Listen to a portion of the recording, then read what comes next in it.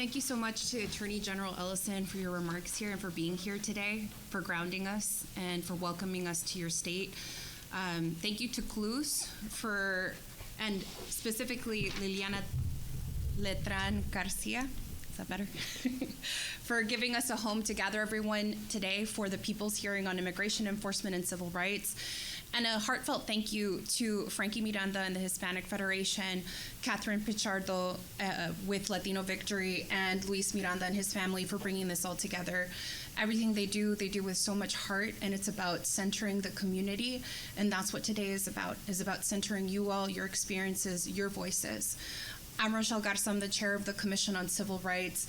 I also serve as president of the Texas Civil Rights Project, and I'm also a mother. So I have a 3-year-old that is turning 4 this month, and I also have a 1.5-year-old. No, she's 20 months at this point, so she's going to be 2 in June. So I'm a mother. I'm a Texan. I'm a fronteriza, so I grew up on the U.S.-Mexico border. I still live there today, and I imagine there are going to be a lot of connection points between what I grew up seeing, what I see every single day at home, to what has happened here in Minnesota. I appreciate deeply the invitation to moderate this really important conversation. In my role working on civil rights issues, I've had the opportunity to hear testimonies from communities across the country about how policies and enforcement practices impact people's lives. Gatherings like this are important because they allow communities to speak directly about their experiences, ensuring that not only are their voices heard, but it's documented. Today's hearing is about, we're going to be focusing on immigration enforcement and the potential civil rights implications communities are experiencing here in Minnesota. We will hear from experts, advocates, and individuals directly impacted by enforcement actions. And the goal of today's program is to create space for that testimony, for dialogue, and for documentation, as I've said, of community experiences. So before we begin with our panels and with our programming, just a few quick notes. The event is being live streamed and it is being recorded. Members of the media are present, and panelists, you're going to have about 5 to 7 minutes each for your remarks, so we can hear from everybody that has been scheduled for today. And so with that, we're going to go ahead and transition to our first discussion, which is on enforcement practices and civil rights violations. We're going to be examining immigration enforcement practices and the civil rights implications here in Minnesota and the broader Minnesota region. We're going to hear testimony about how immigration enforcement practices have evolved over the last year and the ways in which communities are experiencing and responding to those changes on the ground. Panelists are going to help us understand what enforcement practices are currently being observed, the types of civil rights violations being reported, concerns regarding racial profiling and enforcement patterns, and how local institutions, advocates, and community members are responding to this enforcement activity. So through this discussion, we hope to gain a clearer understanding of the experiences that you all are having, the civil rights concerns, and the administration's enforcement practices. So again, 5 to 7 minutes each. We're going to go ahead and start with Mayor Mayor Herr. We also have Mayor Marquez Simula, Kristen Strunkel, and Madeline Lohman, but we'll go ahead and begin with Mayor Herr. Thank you so much. Good afternoon, everyone. My name is Kali Herr, and I'm the mayor of our great capital city of St. Paul here. I am the first woman, the first refugee, and the first Asian American to hold this office here in St. Paul. I want to thank the U.S. Commission on Civil Rights, Chair Garza, our national advocacy partners, the Hispanic Federation, Latino Victory, the Miranda family, and the many local advocates, organizers, and community members who are here today to bear witness to the testimonies we are here that we're providing today. When Operation Metro Surge began with mass arrests even before the horrific killing and harmful arrests of Minnesotans, we saw clearly who was impacted first and most severely, our immigrant and refugee communities. These communities often carry the deepest vulnerabilities, and they felt the effects immediately. What was happening in our city here and across our state was deeply personal to me. I came to this country as a refugee when I was 3 years old, and I saw firsthand the impact of long decades of systemic and structural racism that led to some of the convictions that our community members had, which led them into having to go into check-ins at the Whipple building, and then also being detained and taken forcibly many times from their own homes. It was something that I witnessed personally within my own community, but in our diverse communities across the city. In addition to the personal responses and what I was seeing happening in my community, there was also a need for an institutional response because as the mayor of St. Paul, I felt the deep obligation to make sure that we were protecting all of our communities here. Some of the work what we saw on the streets were people being forcibly removed from their homes, doors getting broken down, not having judicial warrants present before entering in private properties, going into restaurants and businesses, private businesses, and taking employees out of their workplaces. Intimidation tactics of driving around facilities. I was with the owner of the Mercado Mex, Henry, where the night that he actually had ICE come to his facility, I was actually at Indigenous Roots next door, and we were told that ICE was in the neighborhood. And just the constant intimidation and targeting people by the way that they looked or the way that they sound, that we saw and heard these stories over and over and over again. So our response to what we saw happening was that in St. Paul, we had a three-pronged approach. We had a legal and a legislative approach.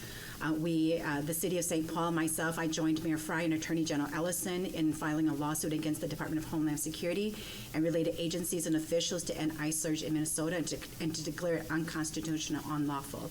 I also joined the two of them at a congressional field hearing in St. Paul to inform Congress of the effects on St. Paul, including ICE agents asking where the Asian people live, and that you have to start carrying your own passport.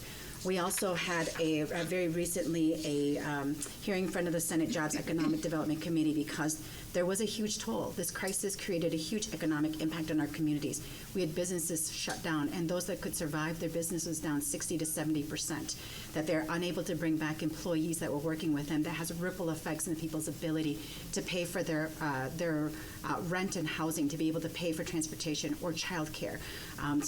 We are in the process now of trying to quantify the cost of that so that we can provide a true economic cost of what this surge had on all of us. We also had a public safety approach because it was very clear that we were not ready for something of this magnitude, something that was so unprecedented. And what does it mean for our local law enforcement to engage when communities are threatened and their rights are being violated? But also, what does it mean to make sure that we center our community members who are on the streets fighting, our constitutional observers? We worked very closely with the Immigrant Defense Network to figure out what should happen if we were to encounter another incident like we did on Rose Avenue, where ICE agents were trying to remove somebody from a home, and we had a large gathering of constitutional observers and protesters outside. That we want to make sure that people are protected and safe, and so we worked with Immigrant Defense Network to say, how do we put a protocol into place so that should this happen again, that we let community lead some of these efforts versus having law enforcement be the one directing people. And then our third prong approach to this was that the after response approach, that it was really important for us to assess the damage that was done. So we convened a meeting of Latino businesses and brought them all together to share what was happening within them. And we had a gathering of about 30 members who came to have this meeting with us to talk about the impact, to share with us the financial the hardship that this created for them, and then to also figure out where we could provide resources. And then we started working with private companies and also some of our nonprofit institutions to see if we could have some emergency response funds to address what I'd say, like, stop the bleeding, but also then how do we create a long-term plan to assist our community members, our businesses, and those who were the most deeply impacted by this. And so that's just a few of the things that we did on the ground in our response and what we saw. Today, our Twin Cities, once again, we are at the center of national attention, but I'm proud that our neighbors, organizers, and local leaders have stepped up, working with, every day to support our immigrant and refugee families during an incredibly challenging moment. What we see reported in the media is only a part of the story. I was in California for a funeral of one of our refugee members who actually had been detained by ICE. His mother passed away, and I went to that funeral. And people in California asked me, what is one thing that they should know about what was happening here in Minnesota? And I told them that the one thing you should know is far worse here than what you're seeing on the news. What we are experiencing and what is happening to people is far worse than the news could ever capture. and that the amount of untruthfulness, the lies that were being told about why people were being detained or how people were being detained or who was being detained, that the lies are so enormous that it was hard for us to combat it with truth, right? So I think that it is really important for us to remember that. So now we face the difficult but necessary work of helping our communities heal. That means investing resources where they are needed most, listening to those directly affected and finding creative ways to ensure our immigrant neighbors can remain safe and supported. And as mayor, I will continue working with local leaders, national advocacy organizations, and immigrant communities themselves to demand accountability and reconciliation from the federal government for the harm that has been inflicted on our cities and our families. Our immigrant and refugee neighbors are not statistics and policy debates. They are not. They are part of the fabric of our communities, and protecting their dignity, safety, and right is not optional. It is our responsibility, and I will be committed and continue to be committed to doing so. Thank you so much. Thank you, Mayor Hart.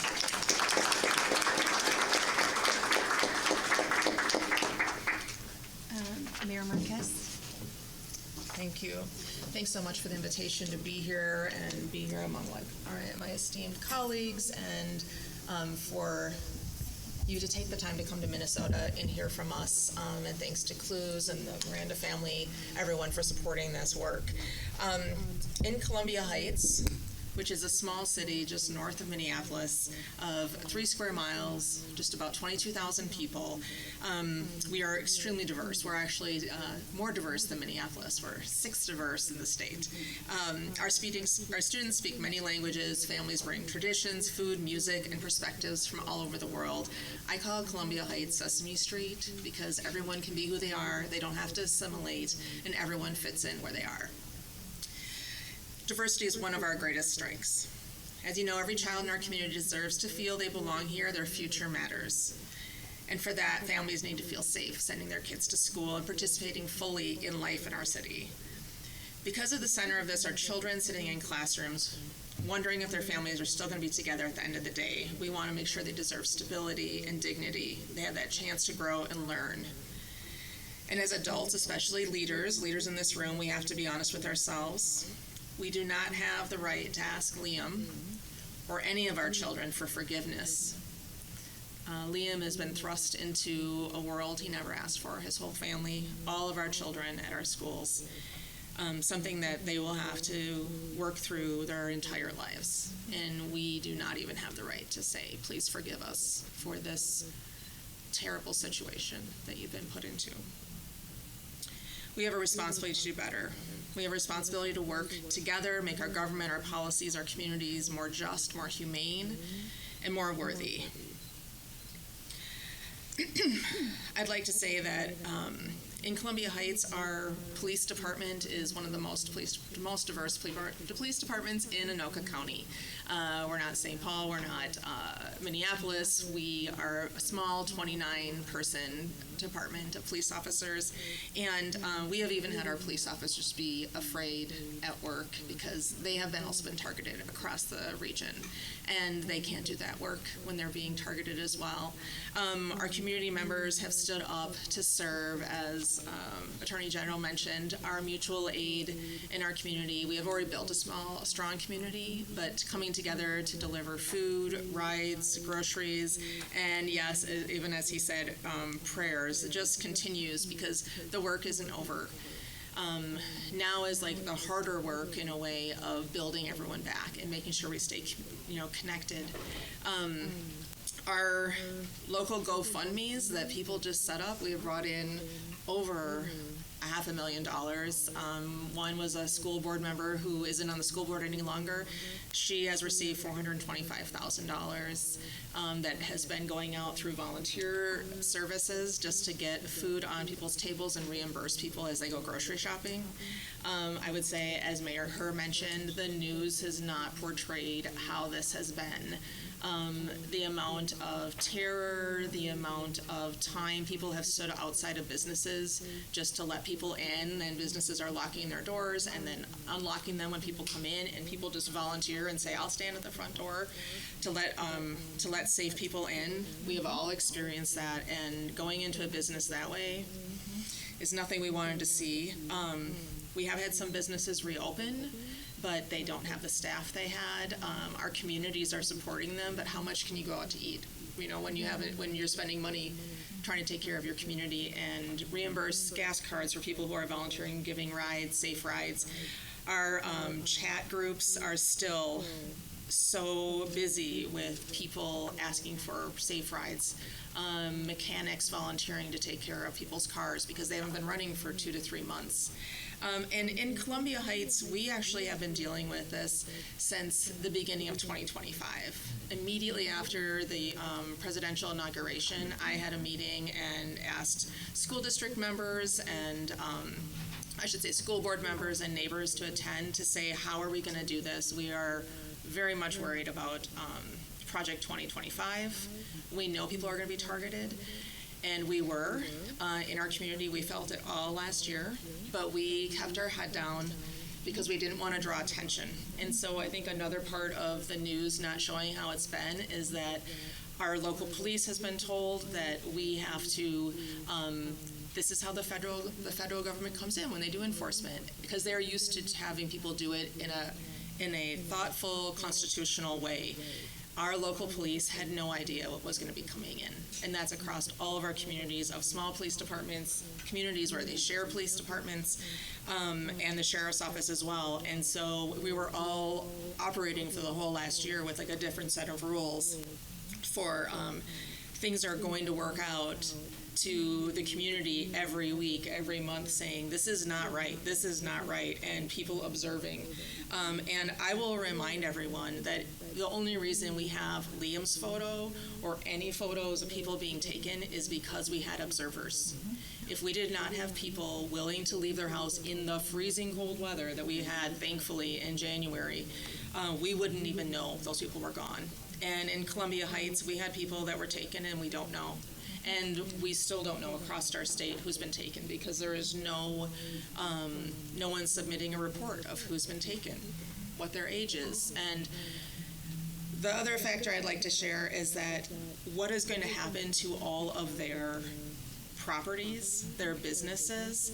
We know this has happened in the country, in the United States before, where people during World War II were taken and put in Japanese internment camps. People who were U.S. citizens taken, and all of their property was lost, and it went to someone.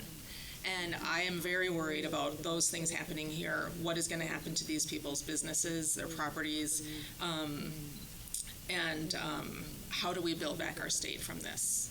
I also am a part of a mayor's group that we put together called Mayors for Safe and Stable Cities, and we are working towards similar ends of how can we get any funding or we have any resources to help us build back from this.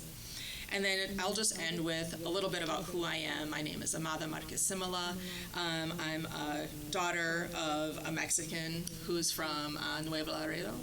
So near you, I guess. Yeah. And my mother is from Wisconsin, and as a Latina, as someone who knows the way you look is a way people are going to judge you and not treat you well sometimes.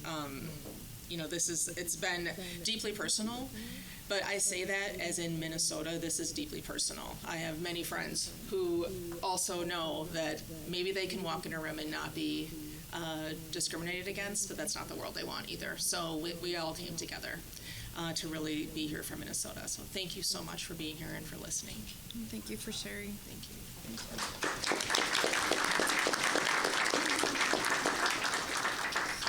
Kristen?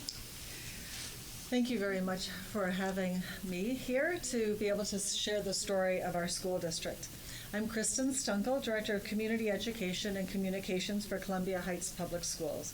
I'm responsible for our district's early childhood education programs and our Family Center, our child care, our adult programs, including our Adult Basic Ed Center, which provides classes for adults working on their GED or learning English or other employment skills. I'm also responsible for communication for our school district, which over these past 2 months has involved sharing our stories with local, national, and international media outlets. Minnesota is a special state for many reasons, 2 of which are that we're the only state that with a statewide community education system in every school district, and the only state with early childhood family education in every school district. These two programs, along with our public pre-K to grade 2 school system, provides a critical nexus for communities, not just educationally, but also as a trusted source for accessing many community resources. This has never been more true than during this time of the Operation Metro surge in our community. Columbia Heights Public Schools serves Columbia Heights, Hilltop, and Southern Fridley. We have always been an immigrant community, and in our school district, over 50% of our students receive services from our English learning program, and we see being multilingual as a superpower. Our entire district, which is about 3.5 square miles, experienced the heavy and oppressive presence of immigration agents over the past 2 months. While the presence and threat has eased up to varying degrees over the past 2 weeks, it is important to still have the record of what has happened and its ripple effects, which will be long-lasting. ICE was like a sinister fog hanging over our community, its intimidating presence causing fear, stress, and desperation. Our students, families, and staff were stopped by ICE agents on their way to or from school. 7 students were detained by agents, and 6 students were sent to the detention facility in Dilley, Texas, with their parents. Dozens of parents of our students have been detained. For example, at Valley View Elementary, 30 parents were detained, not to mention numerous other family members. One of our students, Liam Conejo Ramos, was taken on January 20th with his father after they returned home from his pre-K 4 school day at Valley View Elementary.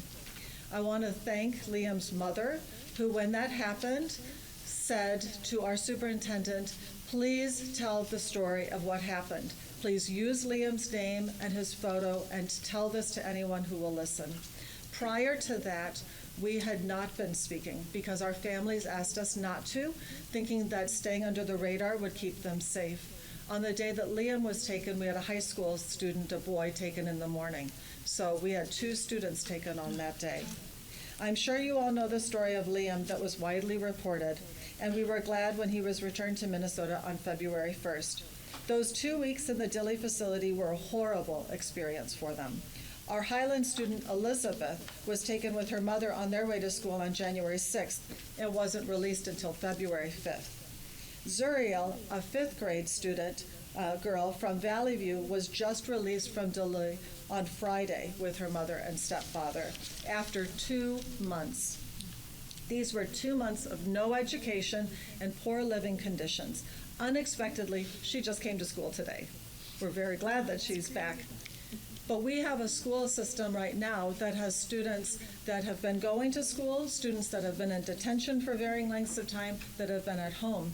And many of the students are struggling with separation anxiety because they've been with their parents 24/7, getting used to the routines and rituals of school and the educational expectations. It's a very dynamic situation, as you can imagine, for schools right now. We're not the only school to experience this. Some families have spent weeks inside their home with their windows covered with blankets, not daring to leave to go to work or school. In January, we saw significant drops in school attendance and fear on the part of some staff to travel to or from work. Our district responded by creating in very short order an online school, which we called Virtual Heights 2026, which opened on January 27th and will sunset on March 27th at the end of the quarter. At one point, we had 900 of our 3,400 students enrolled in online learning. As the number of agents has decreased and the ominous fog is lifting, we have seen most of our elementary students return to in-person learning. The secondary students will return at the end of the quarter following spring break. It will be a joyous day when we are all back together. However, we won't be all back together as we have lost around 150 students who have left our district over this period. Each school, including our early childhood and adult basic ed programs, have responded to family needs for food, rent assistance, medical care, and legal resources. The support, both in financial and hands to work, of the immediate and extended communities has been uplifting and so very necessary. More bags, boxes, and crates of food than you can imagine have been delivered to individuals, delivered by individuals, groups, and organizations to our schools. Neighbors and people of goodwill sorting and distributing and delivering food to houses, often many on the same street. I myself picked up boxes from Clues in Minneapolis and delivered them to families. What a joy and heartbreak to see the faces through the windows, both parties waving and making heart shapes with their hands. School staff have helped families fill out DOPA, the Delegation of Parental Authority forms. The school district staff have worked so closely with community members who have been outside of our buildings at each arrival and dismissal, monitoring for safe passage of our students and staff. I saw it this morning even on my way into work. Before I say my closing message, I want to say many of our parents who have come back now have ankle monitors on. Why do they have ankle monitors when they are not criminals? Why did they have to pay $3,000, $5,000, or $7,000 to get released when they did nothing wrong, even when judges said they should have never been detained? That doesn't seem right, and it's an ongoing atrocity. Our district has never been more resolute in our mission to create worlds of opportunity for each and every learner. All belong, all succeed. We always knew that we had the support of our local community, and never has that been more explicitly shown in tangible and relational ways. Of course, we as educators love our students and families, but never has this been more expressed in word and deed. We are concerned about the ongoing safety of our students, staff, families, and community. We know that the road we are on is long with many challenges today and tomorrow. We know that the harm caused by this Operation Metro Surge is deep, educationally, emotionally, and economically. We are undaunted, and we believe that if we continue to weave together the resources, creativity, and collaboration of many people and organizations, we will come out of this with an even more vibrant and strong community who knows that our strength is in our diversity. Thank you. Thank you.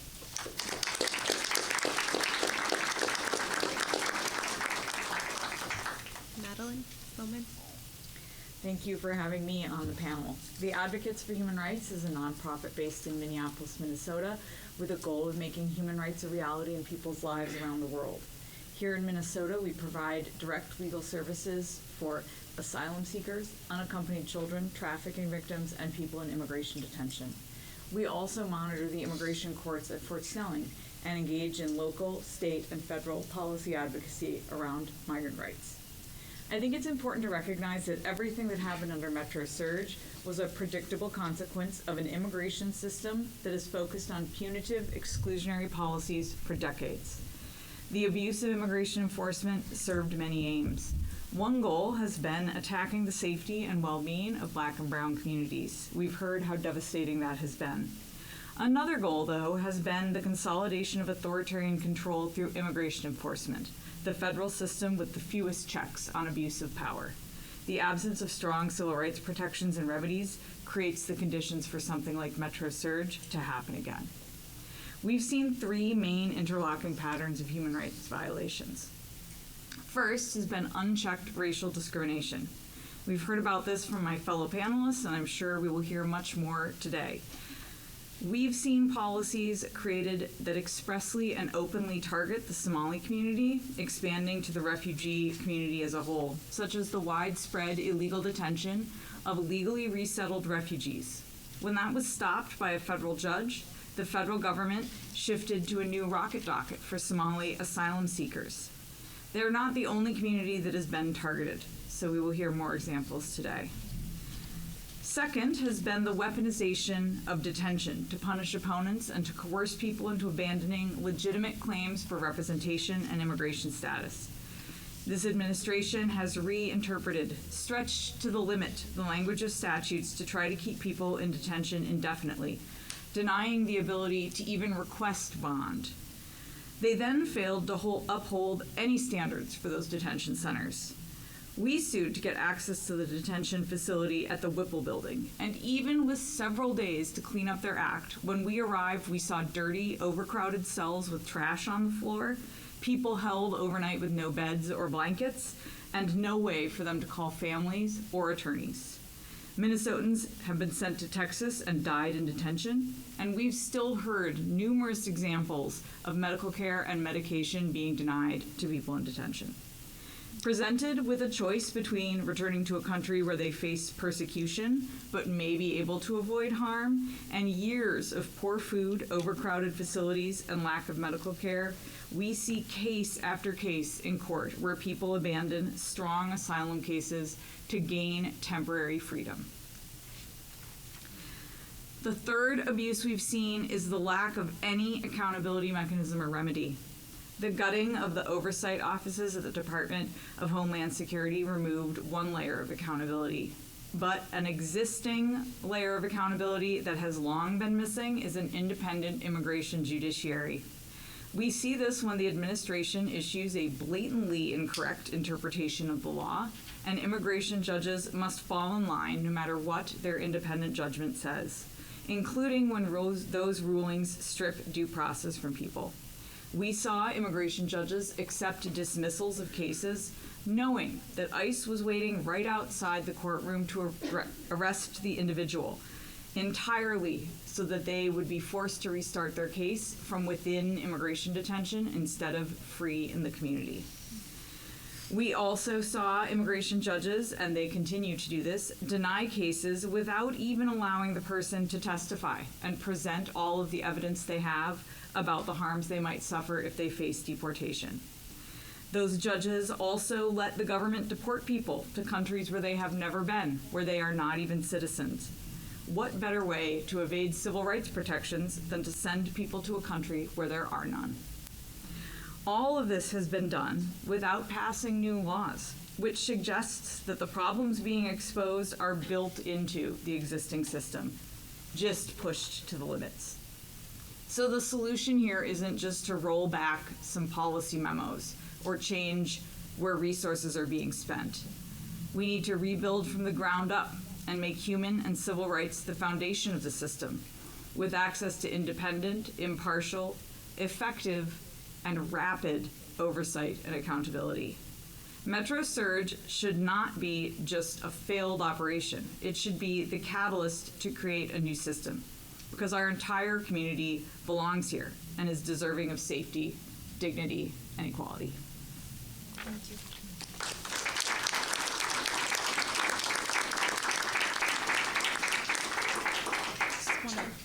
Yeah, please go ahead, Mayor Herr. I just wanted to add one thing, Chair, is that there's a group of our communities here that are asylum seekers, and that I think that maybe I want to touch a little bit on that, is Sure, that what we were please. seeing was that our asylum seekers were experiencing, they have different paperwork than whether somebody's a green card or somebody's a citizen, and ICE was not trained to actually know what different types of paperwork people have, so our asylum seekers had all of the proper documentation. But when ICE entered their homes, they did not honor any of those, did not read through them, did not understand them, and detain them. And we've had many, many, many community members who were sent to Texas. And then when they were verified that they had the proper documentation, they just opened the doors and had people leave. And these people had language barriers. They didn't have financial resources. And we had to figure out how to get these people back home here to Minnesota. And so I think it's important for us not to forget that we have asylum seekers from many Latin American countries. Our Karen community was highly targeted because of this, because they are asylum seekers as well. And so I don't want to forget that group of people as we're testifying here, that they had all of their proper documentation. And we saw incident after incident where they were taken and sent to Texas, and then we had to figure out how to get them home. So I wanted to make sure that was on the record as well. Yeah. I guess that leads me to a general question, if you can tease this out more for the public, is asylum a legal right? Do people have a legal right to seek asylum here? Absolutely. I mean, I think that maybe our lawyer over here might have a better understanding, but I understand it as being that they have every right to come to our country to seek asylum here if they're experiencing persecution or situations in their country that is a danger to them, but I may be able to defer to over our Yeah, friends so that's over one of the groups that we work with is asylum seekers. And it's not just a statute in U.S. law, though it is that. It is a long-standing principle of international law that you cannot be returned to a country where you will face persecution for your political opinion, your religion, race, nationality, or other particular identity like gender, sexual orientation, a whole range of things that are intrinsic to the person that we recognize as not being something you should suffer harm because of. And so the U.S. Passed the Refugee Act. It includes the right to asylum, and it means that when someone arrives in our country, they have an opportunity to defend themselves from being sent back to a country where they're going to face harm. It's an absolutely illegal right, and the people that Mayor Herr has been talking about have followed the exact process that was laid out to them. They are engaging in a legal process. They're following all the steps they were supposed to, and the rules are being changed on them in the middle of the game for no reason. There's been no rationale offered for this. They've just been denied the ability to follow through the process that they were given from the beginning. And they're doing this without changing the law. They're doing this simply through intimidation and coercion and threats that if the person doesn't abandon their case, they're going to be in detention or they're going to be sent to a country they've never lived in. If I could just add one more thing, what we also saw happen was them changing tactics and telling asylum seekers that they should come in for a check-in at the Whipple building, and then when they came in, they were taken. So people were really conflicted as they were calling my office saying, if we don't go in, we're worried that our case won't move forward. And then if we do go in, we've been told that people have been detained. And so it left people in a really tough position. And many people who went in for those check-ins were taken and were sent to Texas. So, I mean, they were just constantly changing their tactics and continuing to violate people's rights to this process. So, Well, thank you all so much for your testimony. Really appreciate it. I appreciate all the work that was done around Liam and all the other children that are nameless and that we don't get to see that have been impacted by this. So thank you.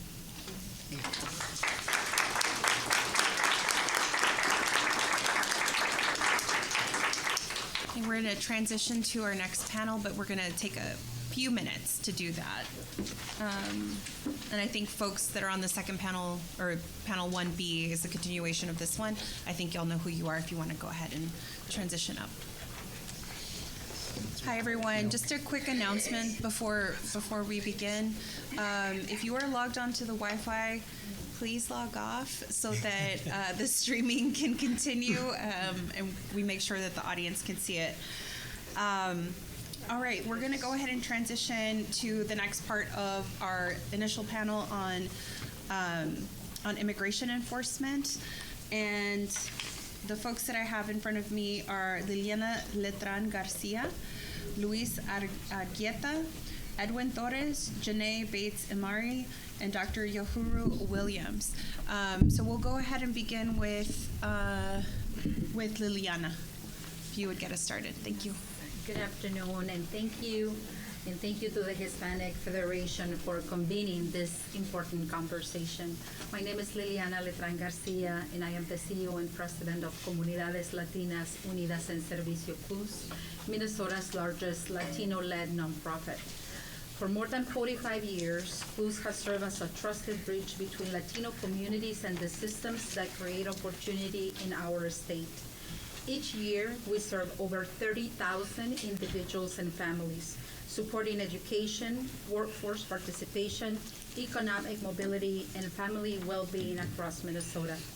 Because of this work, we have a clear view of the realities families are experiencing on the ground. Over the past several months, we have observed a noticeable shift in how immigration enforcement is being experienced across our community.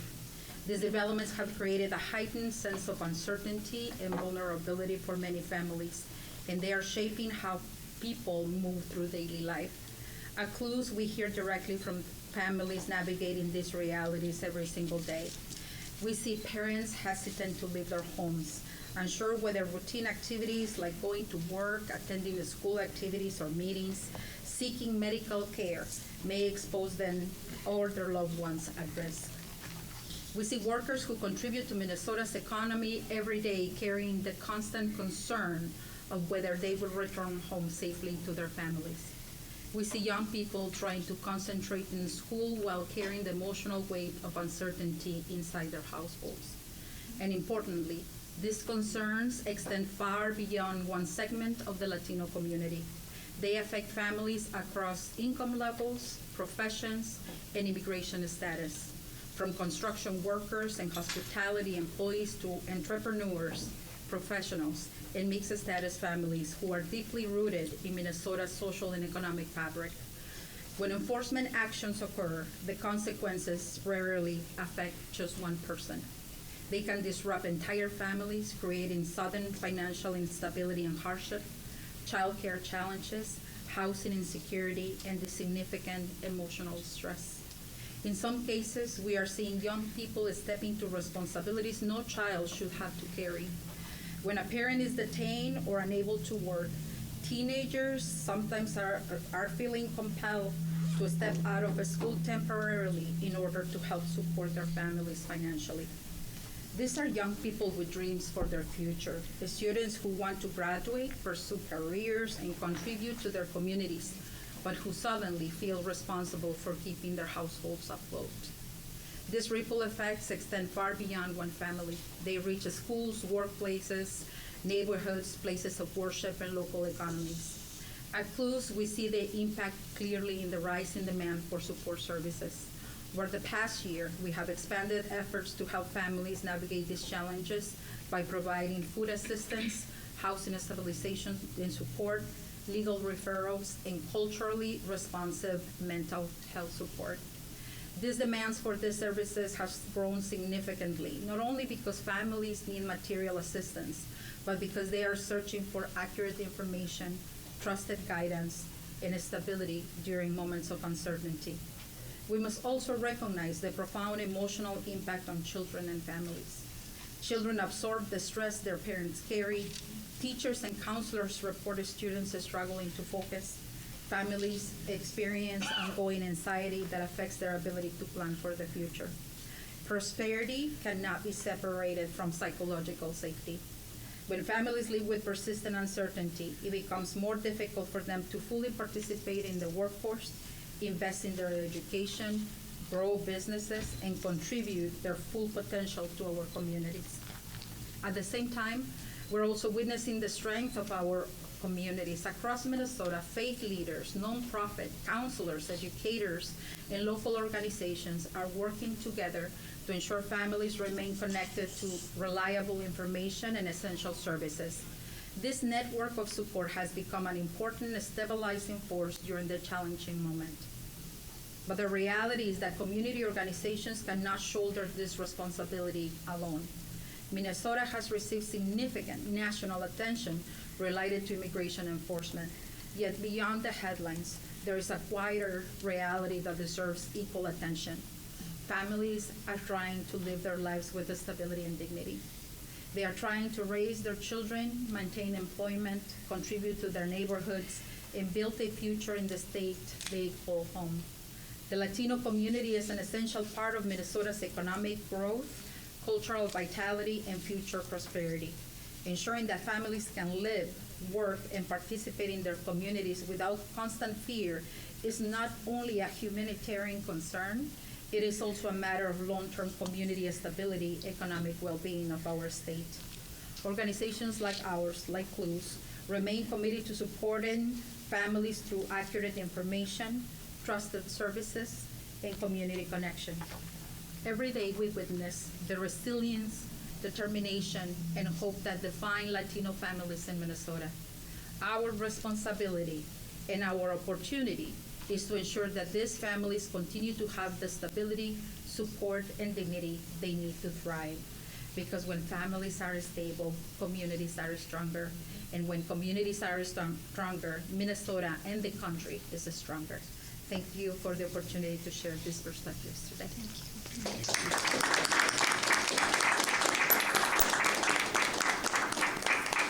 Dr. Williams.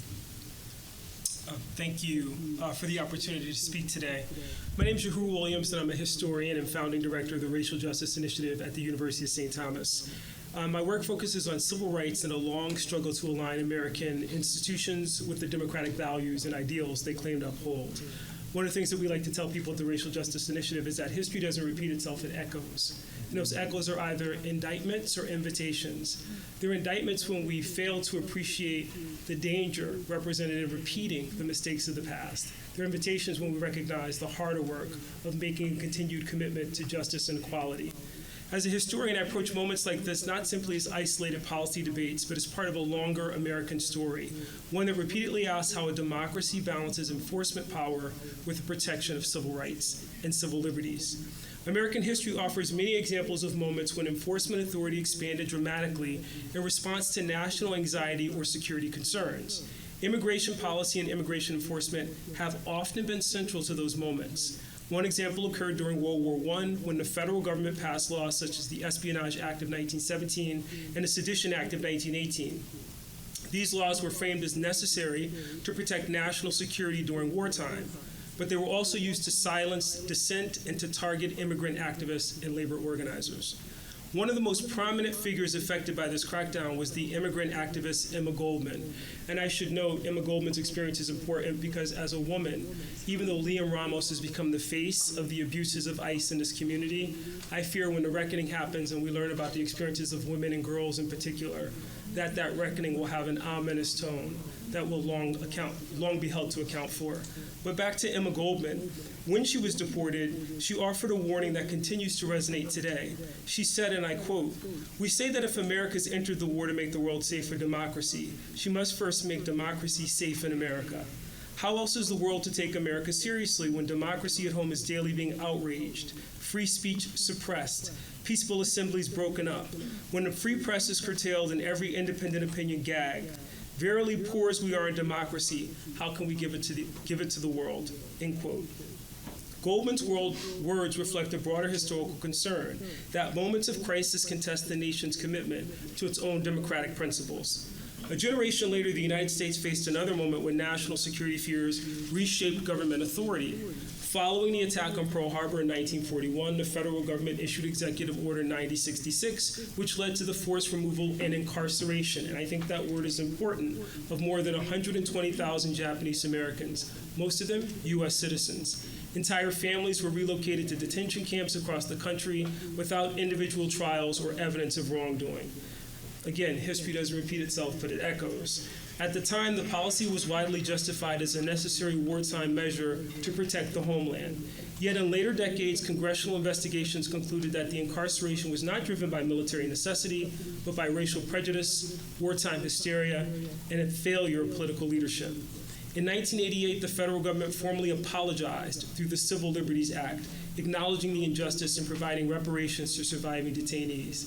I fear what the future holds for us when that insufficient apology will come and the reparations come due for all who've been abused, not just in Minnesota, but nationally. From a historical perspective, that episode reminds us that policies enacted during moments of fear or urgency can have consequences that the nation later recognizes as violations of its own constitutional values. Another consistent pattern in civil rights history is the role communities play in documenting these experiences. I remind this group, but I shouldn't have to, that the first constitutional observer was actually Darnella Frazier in 2020 when she captured the assault on George Floyd by Derek Chauvin, and that process of documenting those injuries, not just to individuals but to communities, is important. When enforcement powers expand, communities often become the first witness to how policies are implemented on the ground.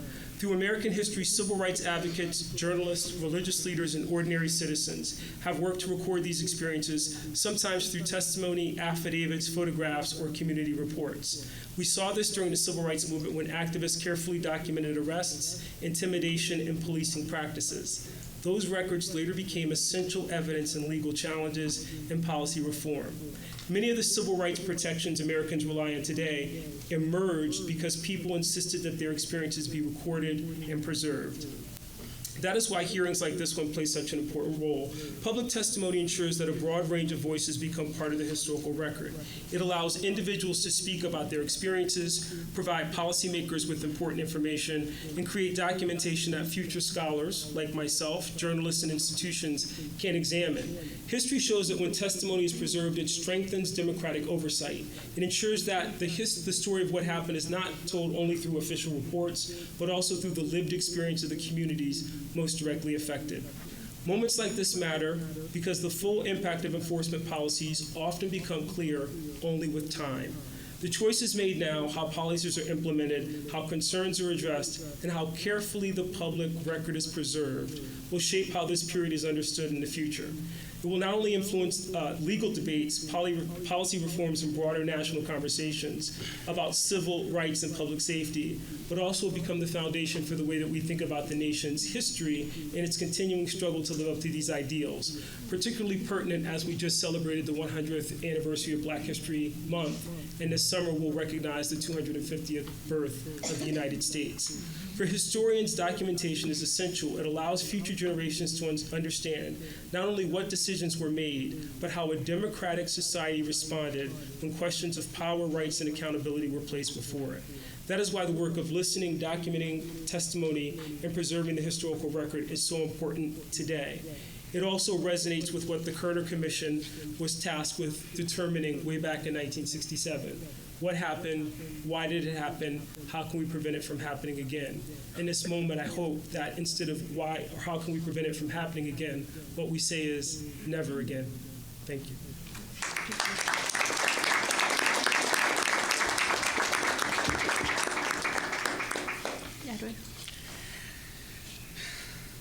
Good afternoon, Chairwoman, and thank you all for being here, and thank you to my colleagues here, and you're going to hear a lot today.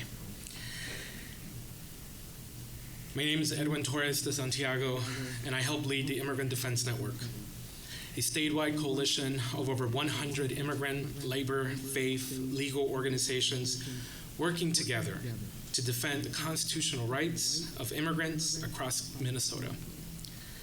But before I give my testimony and the work of a network, I want to speak about why this work is so personal to me. For 25 years of my life, I lived undocumented in this country. I know what it means to be in hiding. I know what it means to live in both worlds, in a permanent state of limbo. And I know what it means every day to wake up wondering if today is the last day I would see my mom, my dad, or my brothers. Right now, even after all these years, I'm still living in that reality. For the last 2 months, my parents were in hiding because of the current wave of immigration enforcement that happened in our great state of Minnesota. Hiding is not something that people choose lightly, but hiding is what families do when the system, meant to protect them, becomes the very thing they fear the most. Hiding is also a form of resistance. It is families protecting each other. It is communities refusing to disappear. It is survival. I saw my parents for the first time 2 weeks ago. That moment should never have been uncertain. And yet for thousands of families across Minnesota today, that uncertainty is still a daily reality. Because the truth is, the enforcement tactics we are seeing today and have seen for the last 90 days are not just aggressive. They are truly traumatizing to our entire communities. And those of us who are working to document these abuses are increasingly becoming targets ourselves. I have personally been followed by ICE agents for 5 hours. They have shown up at my doorsteps numerous times. My personal information has been doxxed online, and I've received threats. While serving as a constitutional observer, doing nothing more than documenting government activity in public spaces, I've been shoved and pushed by ICE agents. I've been hit by rubber bullets. I've been tear gassed dozens of times. And during a violent ICE raid in North Minneapolis that led to one of our neighbors being shot in the leg, around hundreds of other constitutional observers, federal agents deployed more than 18 flashbangs, grenades, directly into the crowd. Dozens of our observers have been injured. These are not criminals. These are community members exercising their constitutional rights. So when we talk about immigration enforcement in Minnesota, we're not just talking about policy. We're talking about human lives, civil liberties, and the fundamental question of whether constitutional protections still apply to everyone in this country. Keyword, everyone. Over the past year, the Immigrant Defense Network has focused on several critical things. First, training constitutional observers to safely document enforcement activity. We didn't create this. We learned it from national leaders, from Endalon in California to partners in Chicago, to those in Louisiana, to those in Oregon. Second, we've built a rapid response system so families know their rights, businesses know their rights, and they're not facing these moments alone. Our role is simple but essential: to document what is happening on the ground, ensure communities understand their rights, and create accountability when those rights are violated. And what we have documented over the last year should concern everyone who believes in civil rights and constitutional protections. Over the last 92 days, Minnesota has experienced one of the most aggressive immigration enforcement operations that our state and country has ever seen. Under Operation Metro Surge, immigration enforcement activities escalated to levels unseen before. More than 4,000 people have been arrested in Minnesota just in this operation. In total, more than 11,000 of our neighbors have been taken since this administration took office from our state of Minnesota. In Minnesota alone, over the last 90 days, that averages about 60 arrests every day. For families, this has not felt like a routine enforcement. It has felt like federal occupation of our communities. We've had more ICE agents in Minneapolis and the Twin Cities than the police force of our largest 10 cities. We have seen increased street enforcements, aggressive tactics used against our neighbors, families detained basically by doing nothing and then ask questions later. Results is in a level of fear that is difficult to describe. Parents are afraid to take their children to school. Workers are afraid to go to their jobs. Families are afraid to seek medical care. And when entire communities are forced to live under fear, everyone's rights are under attack. Because of this, the Immigrant Defense Network, along all of our partners, to date, we have trained a little over 32,000 constitutional observers, including representation from 82 of our 87 counties in Minnesota, and more than 3,000 observers in Wisconsin, North Dakota, South Dakota, and Iowa. And we're in regular communication with them on a weekly basis. Our hotline has also documented a scale of fear. During Operation Metro Surge, the Immigrant Defense Network line received over 17,000 calls, averaging 334 calls every single day. That is a call every 3.5 minutes. These are not abstract numbers. These are parents calling for someone taken from their home. These are workers calling because ICE was seen near their workplace. These are children calling because they have not seen their parents come home. Constitutional observers have a vital role in our communities. They do not interfere with federal enforcement activity. They are simply documenting what is happening. They record the date, the time, the location, the behavior of the officers. Do they have a warrant? Whether legal procedures were followed. Mind you, our trainings are 3 hours long, and 32,000 people have sat through those trainings. Why does this matter? Because documentation protects their civil rights. When enforcement agencies know they're being observed, it increases transparency. When violations occur, documentation assures that there's a public record, and that public record is essential for legal accountability, policy reforms, and public awareness. Even in the midst of this crisis, communities across Minnesota have responded with extraordinary solidarity. Mutual aids have been created in the dozens, and many networks, including the Immigrant Defense Network, launched an emergency fundraising effort. We have raised a little over $1.5 million over the last 2 months. Every single dollar raised goes directly to families for rent support, food access, emergency stabilization, direct home health care visits. We have dozens of doctors going directly to people's homes. Mental health, because that cannot be forgotten. To date, we have released over $700,000 to communities. We're processing about 1,200 families for rent support. That totals a little over $1 million. 10 food shelves across Minnesota are getting aid. And I want to be clear, charity or donation should never have to replace justice and accountability.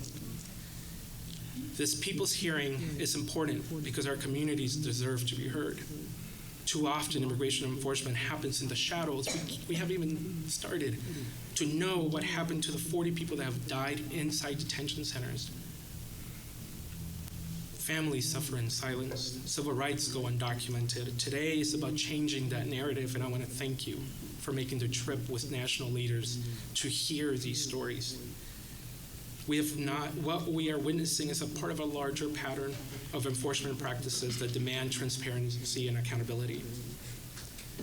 We're asking for something very basic: protect our constitutional rights, transparency in enforcement practices, accountability when harm occurs, because no one should live in fear. And I will say it here, we're far due for a comprehensive immigration reform in this country. We deserve dignity. We deserve safety. And damn it, we deserve justice. Thank you.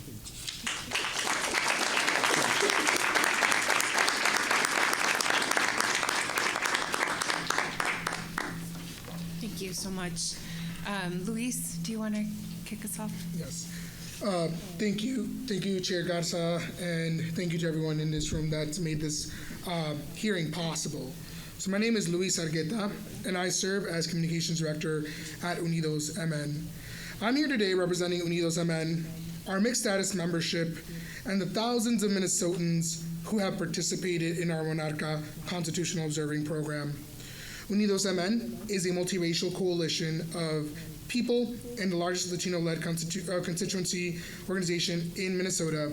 And through our voter engagement programs, rapid response networks, and community leadership development, we work to ensure that everyday people can participate in democracy and defend the constitutional rights that belong to each and every one of us. The Constitution does not begin with we the government. It begins with we the people. And that means all of us. Workers, parents, students, small business owners, neighbors, nosotros la gente. The rights protected by the Constitution are not conditional. They do not depend on immigration status or zip code or whether a person is popular with those in power. They exist precisely to protect people from abuses of power. And this is why Unidos MN created the Monarca Project. Through Monarca's rapid response, 50,000 everyday Minnesotans have been trained as constitutional observers, with over 50 of our core leaders in a number of committees that have made this possible over the past almost 13, 14 months. These are everyday people who peacefully and lawfully document government activity. They help ensure transparency. They help neighbors understand their rights. And they're making sure that people understand enforcement actions when they're occurring in our communities. But during Operation Metro Surge, many of these observers, they experienced something deeply disturbing. They experienced retaliation. Observers who were clearly identifiable, they were operating lawfully, they reported being followed by federal agents. Some were ordered to stop filming in public spaces. Others were pushed away from sidewalks and streets where they had every legal right to stand. Several reported being threatened with detention simply for documenting what was happening. Observation is not interference. It is a constitutional right that is protected by the First Amendment. And when the act of witnessing government power becomes grounds for intimidation, it signals that something is deeply wrong. We have also heard from constitutional observers and residents about enforcement actions that raise serious concerns. This is why we built the Monarca Fourth Amendment Business Project, which pledges businesses of all sizes to double down on Fourth Amendment protections from unreasonable searches and seizures. Community members reported agents stopping individuals without warrants, questioning people without clear cause, and detaining individuals in ways that created confusion about where they were being taken and under what authority. Some of the individuals caught up in these encounters were U.S. citizens. That should concern every person in this room, because we've seen now the consequences when enforcement operates without clear guardrails. In Minnesota, 2 people lost their lives during encounters connected to this federal enforcement environment, Renee Good and Alex Preddy. Their deaths demand answers, and they remind us that when oversight fails, the risks are not theoretical. They are measured in human lives. Because when federal enforcement operates without transparency, without clear guardrails, and without accountability, it creates conditions where constitutional rights can be violated, not only for immigrants, but for anyone. This is why the experiences of people like Patty O'Keefe, Ed Higgins, Wesley Powers, and Ryan Eklund, they matter. These are Minnesotans who stepped forward to observe, to document, and protect rights that belong to all of us in this room, to all of us in the state and country. Their experiences demonstrate how easily constitutional protections can erode when oversight is weak and enforcement power expands without limits. Constitutional rights are only meaningful when there are guardrails strong enough to protect them. Operation Metro Surge has officially ended, but federal agents continue to operate in our communities, and families across Minnesota continue to live with the consequences of that operation. What this hearing represents is something very important, and it represents a public record. A record that communities have been documenting in real time, a record that asks whether constitutional rights were respected, and a record that demands accountability when they were not. Because democracy does not protect itself. It survives when we, the people, participate. When communities document the truth, and when we refuse to stay silent in the faces of abuses of power. That is what Minnesotans have done through Monarca. And Unidos Amen will continue standing with our communities until there is transparency, that there is accountability, and respect for the constitutional rights that belong to all of us. We the people, nosotros la gente. Thank you.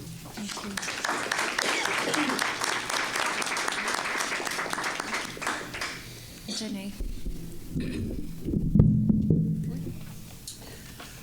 Good afternoon, everyone. I am Minister Janae Bates Amari. I am the co-executive director with Isaiah in Faith in Minnesota. I am also here not as boisterous as I usually am because I am recovering from very severe pneumonia, which I would absolutely argue is a peripheral consequence of living in an occupied state that is also supposed to be a free state here in the United States. Our organization, Isaiah and Faith in Minnesota, are organizations that organize communities of faith, small businesses, including child care centers, and just people of good faith across the state. One of those communities is our Islamic mosque. We organize about 40 Islamic mosques across the state. The majority of them have many, many, many Somalis. It is no surprise to many of us in this room that one of the many communities that was used to validate the heinous and horrific acts from the mass militia that has been wreaking havoc here was the Somali community.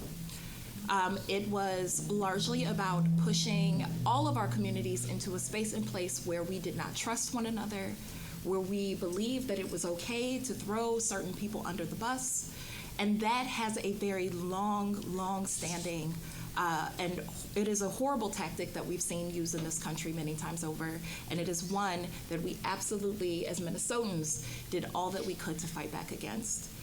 And that is why it was also so important that communities of faith, people of faith, stood up and named how important it is for many of us, almost all of our texts, our spiritual and scriptural texts, talk about the necessity of welcoming the stranger, of loving our neighbor, of caring for the poor.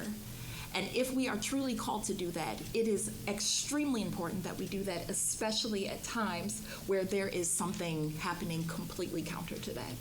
And when that is done in the name of our country, and in the name of our state, and in the name of our cities. And so what we found in faith communities is that they had to do that in remarkable ways. Most certainly, they showed up for people who attend their churches, their mosques, their synagogues, those who were terrified to show up for prayer, to show up for services, worried that they would be picked up by ICE. And to be clear, this cut across people's status. There were folks who were undocumented, who were afraid to go to worship services, but there were also many documented and even citizens who look like me, who were afraid to go to service. There is a Black pastor in North Minneapolis who is, and whose family are ancestors of enslaved people, and he was pulled over by ICE while going to attend a worship service. And it was not until the agents saw that he had on a clergy collar that they felt that they were satisfied to walk away and say, oh, he's not Somali. We have had imams who have shown up with us together at vigils for Renee Good and Alex Preddy. In one of our vigils, while we were in the midst of prayer and lament together, they had to step away because one of their congregants of their mosque, an elderly woman, was taken by ICE, and in the midst of her being taken, she had a medical episode. And so while she was handcuffed to her bed in the hospital, she slipped into a coma. And while the imams were trying to get there to be able to support her and pray with her, they learned that ICE agents changed her name in the hospital so that her family and loved ones could not be there to support her. It is reprehensible. As you have heard earlier from Mayor Hurd in the city of St. Paul, but all across the state, there were many people who were taken, who once shackled, put on planes, taken out of our state, sent to places like Texas where there are horrible and heinous conditions in which they have to stay. They then learn that they actually should have never been taken at all, and were unceremoniously excused from that center, but with no way to return back to their state of Minnesota. Many clergy found that there were several people who work at the airport who were taken while lawfully working their lawful jobs, taken from that place and sent away, who were taken and sent away to these spaces in Texas.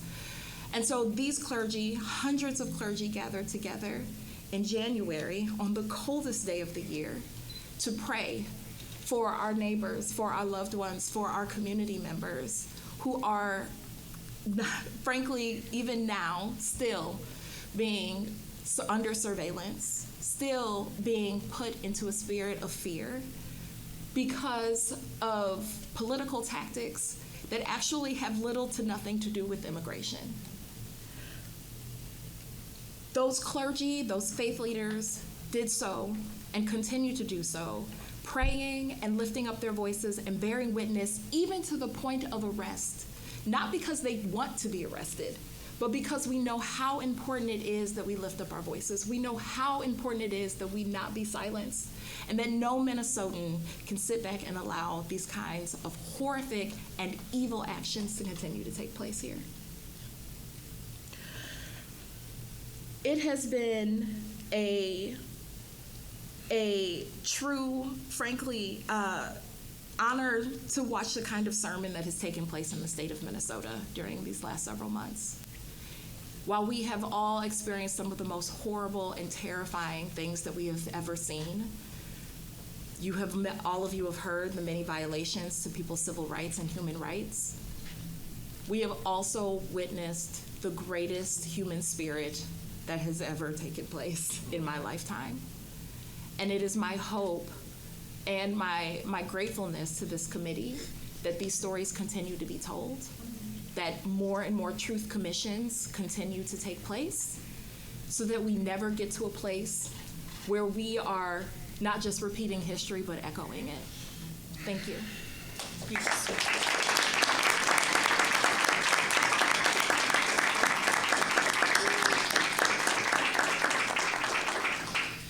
I just want to say thank you to each and every one of you for coming here today and sharing your perspectives. I did want to give you an opportunity if anybody wanted to add anything based on what you've heard from others. I think we had an interesting exchange earlier about what you're actually seeing and, just the impact on everybody. I mean, this is impacting the economy. It's impacting individuals. I mean, I have so many questions on just the observers, right? I mean, just exercising your constitutional right to observe. I mean, what I'm hearing from you all is people are being followed, people are being intimidated, and these are folks that are outside the scope of ICE enforcement, ostensibly, right? Exactly. And I don't think that is making its way into the public sphere. So if anyone wanted to comment a little further on any of that, I just want to give you the floor.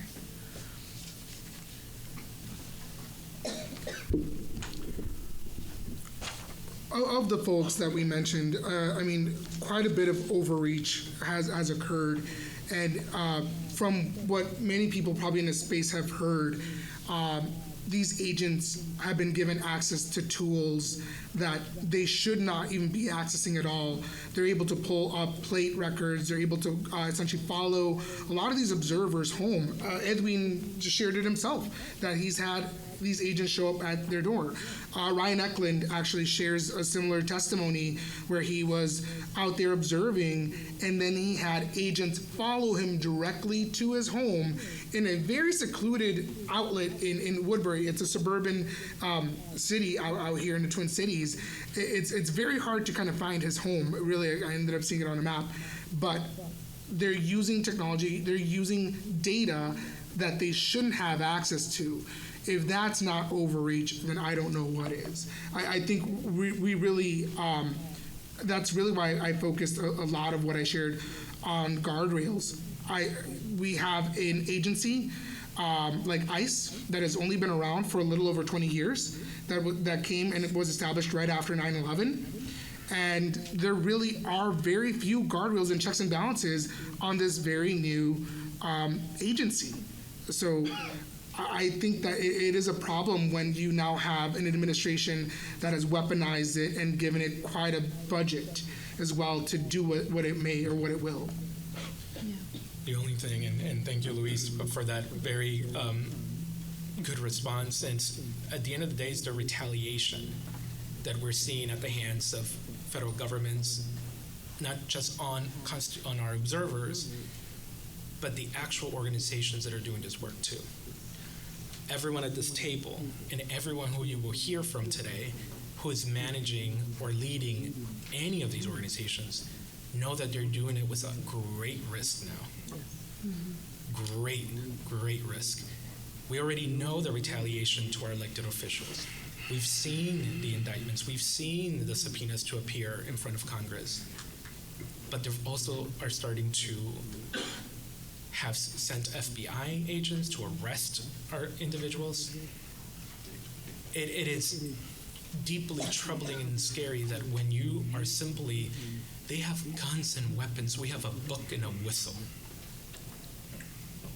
That because what we're doing to document these abuses, we're met with a level of retaliation that deeply is meant to scare you. So you stop doing what you're doing. But in Minnesota, we said no. That's right.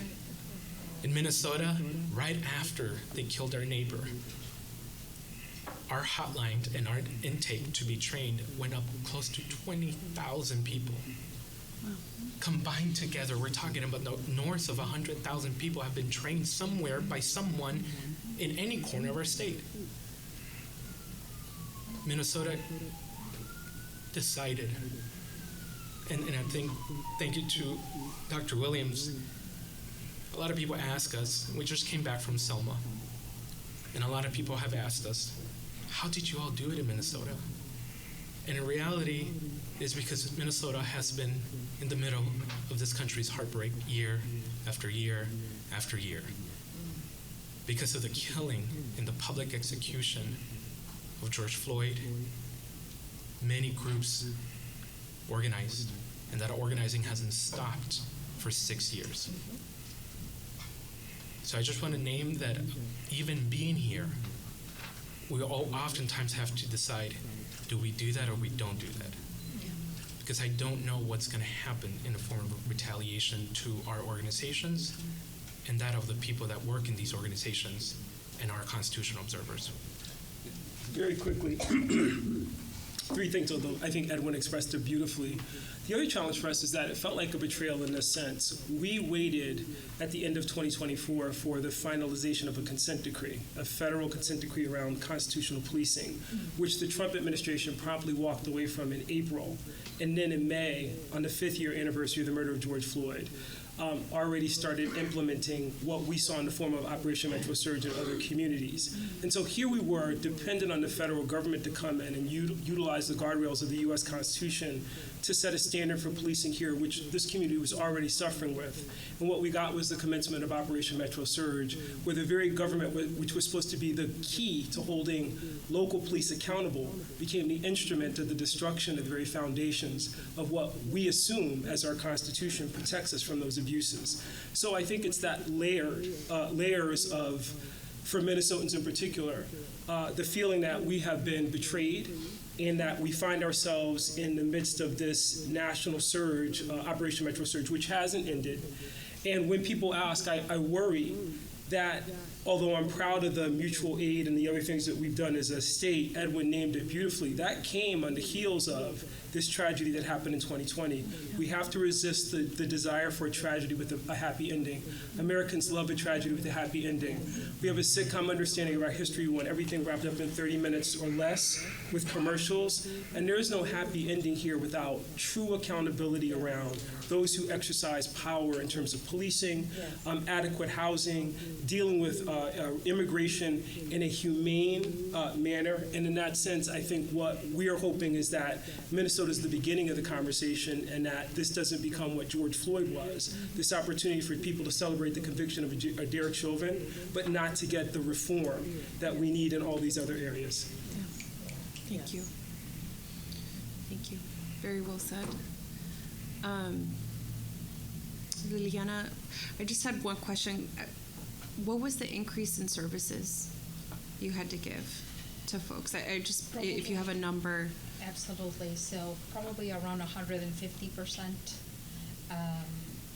Many of our families really depleted the entire savings that they had for emergencies, and ended up calling and asking us for help. Closest response is not just only giving a check, but really build relationship with landlords and mortgage companies to see if there's any repayment programs, any reduction of rents in which they could help our families. We are supporting families, again, not only with a rent payment or a box of food, but we're sitting down with them to talk about budgeting in crisis. Yeah. Talking about what is plan B, C, and D. And it is incredibly difficult because coaching or counseling sessions that were taking only 30, 45 minutes prior to Metro Surge, now it's a 2-hour counseling session. The increase of mental health services have increased tremendously with not enough support, really, monetary support to be able to provide those counseling sessions because some of our community members do not have medical assistance or insurance. So we have stretched every single resource. We're thinking outside of the box to try to meet the demand, but the heartache is real. Yeah. Thank you for sharing that. Thank you to each of you for being here, for sharing your perspective, sharing the truth. Right? This is about hearing from you all. This is about documenting. This is about making sure that nobody forgets. And I mean, you said it beautifully that Minnesota isn't the end point; it's the starting point. So thank you so much.